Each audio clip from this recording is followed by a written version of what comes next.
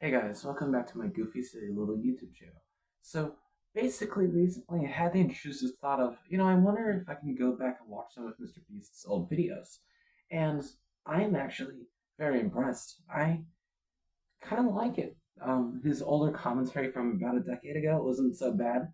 The audio quality isn't so bad either, and yeah, he basically just overlaid similar kind of styled context, topics, which it's actually really interesting.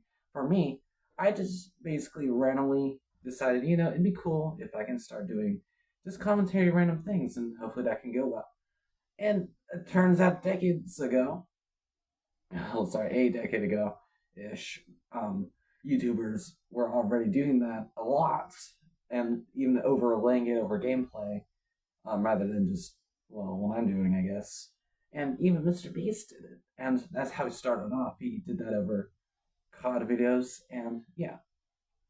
So I understand that there's a lot of controversy, sadly, going around about Mr. Beast that he's faking his videos, and there's a lot of bad stuff going about his friends that have, I guess, done some really bad things.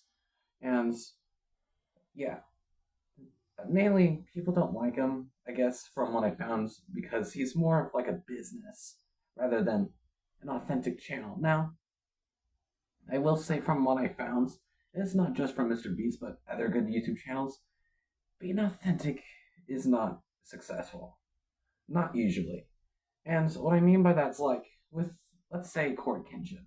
I watched him growing up, and I've always enjoyed who he is as a YouTuber and kind of content that he did. Now, here and there, he would post kind of a more emotional based videos, and if you looked at the views, they were so much less. And really, that's the same with pretty much every YouTuber I've watched. Things outside of their normal content, especially emotional based, or like, oh, here's a little milestone, they usually do kind of bad. And that's kind of where Mr. Beast's channel started from. And until he started doing like challenge videos, they weren't so good. So, yeah. So, um, I guess to go on a little rant about what I found from Mr. Beast, I want to refer to him in this timeline as Mr. Beast 6000. I know it's a little silly, but I guess it matches more. Basically, he just really wanted to become a successful YouTuber, and he obsessed and committed to it, and did usually like pretty much daily videos for about 4 years until he got like 1,500 subscribers, and then he ended up quitting for about a month or two until he saw that there was people in his comments insisting him to come back, and well, he decided to. And on that same year, he started growing his subscribers. He got 5,000, and then he got 9,000, 10,000. He did a Q&A with his mom, and then 20,000, and then 50,000 subscribers, and then like now it's like 6 months after, I think. Um, and then literally 3 weeks later, he hit 100,000 subscribers in that same year. And really, again, his content at that time was, well, he started doing challenge videos with like things that he just tortured himself to do, like, oh, I'm gonna count to 10,000, oh, I'm gonna count to 20,000, and etc. So yeah, I'm actually really inspired by that. It's also, it kind of looks bad on me because originality, I guess. I promise I started this channel with like, like instinctively, it's just like, it'd be cool if I could one day just start making a YouTube channel based on like random topics I come across, especially with like what I've learned on YouTube and things about teenage life. Like, it'd just be nice to spread some advice, even though at the same time it's kind of useless because there's more professional videos with actual, more solid research rather than just some teenagers' experiences. So, yeah, I do feel really inspired that, he was able to do all this for 4 years.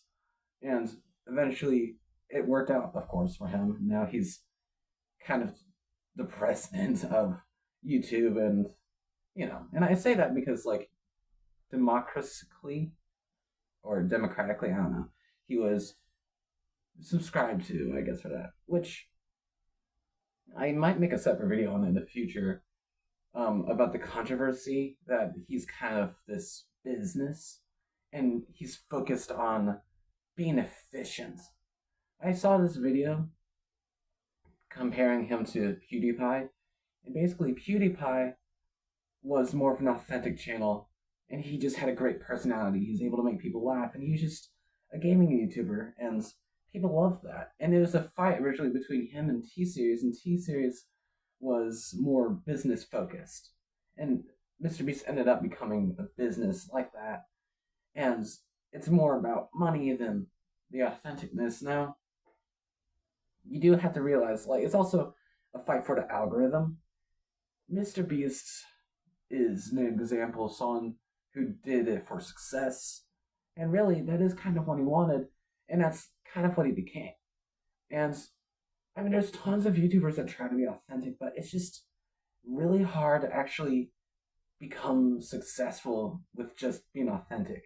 Especially, like for me, I'm not that good socially, and that's kind of a problem because I mean it takes a good personality to I guess be different and for people to really like your content, what makes you stand out more than if people just have similar content, you know you're just going to mix in with the rest and it's just not going to look so good.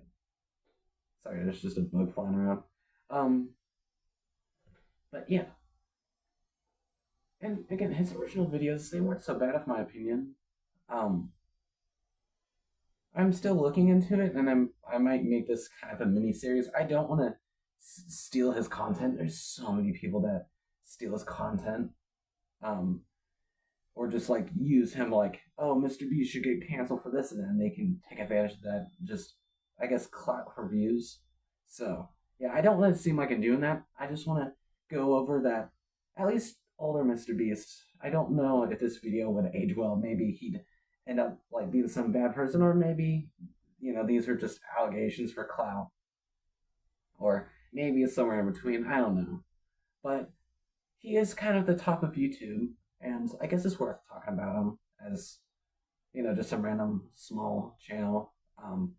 And yeah, I do hope that in his age is okay, I guess. But yeah, I'm inspired by OG Mr. Beast. He started similar, I guess, where I'm at. He even kind of sounds similar to my recording. So, yeah. Um, but yeah, that's all I can really think about. Um, yeah, I think that's it.